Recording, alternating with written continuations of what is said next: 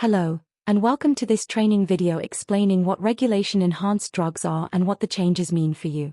Codeine and Oromorph liquid are now classed as regulation-enhanced drugs, or REDs, across the South Tees hospitals. This means they are subject to additional governance around supply, storage, and administration. We are making these changes to improve medication safety and security across the trust for our staff and patients. It increases security and assurance around these medications and allows for clearer audit trails of supply and administration. We would like to improve monitoring of these two drugs particularly, as national data shows that we use significant amounts of these drugs, in comparison to other trusts. There is a national focus to reduce opioid use as there are risks of tolerance, addiction, and long-term health risks. For Oromorph supply, we are in the top 3 both regionally and nationally. For codeine supply, we were the top trust for supply both regionally and nationally. This training will cover REDs in relation to ordering, delivery, storage, administration, and recording of the medications, as well as looking at how this affects patients' own drugs, and CAS packs.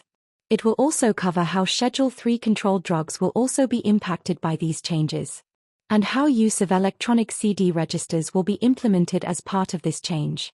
We have introduced a new RED stock order book for you to use to request codeine and morphine from pharmacy.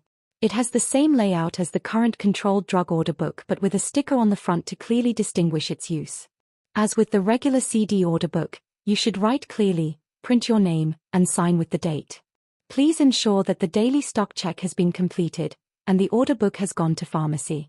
Be aware, the cutoff is 12:30 p.m. for these medications to be ordered.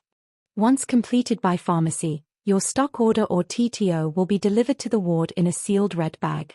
You must print and sign your name on the delivery slip. Please note for TTO deliveries, there may be multiple prescriptions for different patients in a single bag.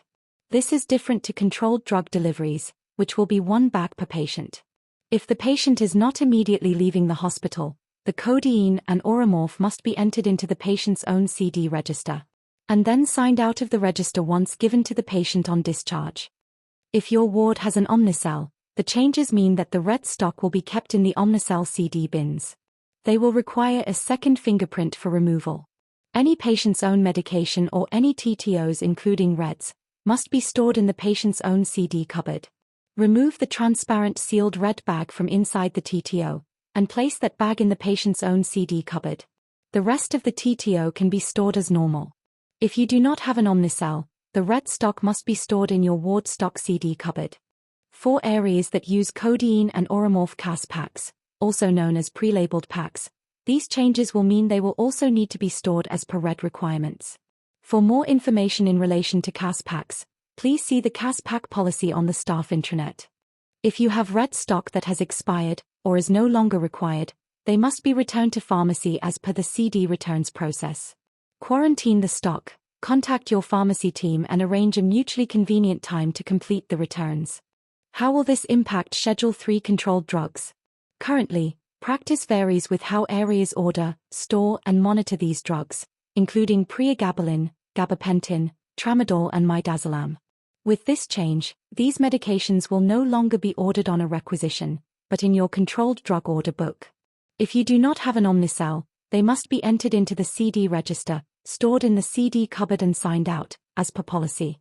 We are taking this opportunity to implement the Omnicell CD registers across areas that have them. This will eliminate the need for paper registers for ward stock, saving time and avoiding duplication. Please note, paper registers must still be completed for patients' own CD medication.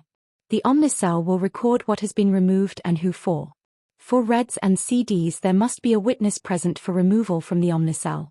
Any paper registers must be stored on the ward for 5 years from the date of the last entry. With the paper registers no longer required, it is important to know how to appropriately record waste of CDs and REDs on the Omnicell to ensure an accurate registered balance. First we will go through how to waste a partial dose. We will use a 5 mg dose of morphine from a 10 mg in 1 ml ampoule. Select waste drug.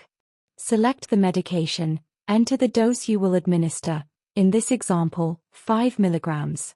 And enter your amount to be wasted, this is the remaining 5 mg. On the left-hand side, select List of reasons, and select appropriate reason and OK, then this must be verified by your witness. If the dose is no longer required for the patient, select Waste Now, choose Medication, enter the amount wasted in terms of dose. In this example, 1 full tablet of aspirin 75 mg means you would enter 75 as your waste amount. Select appropriate reason, then Waste Now.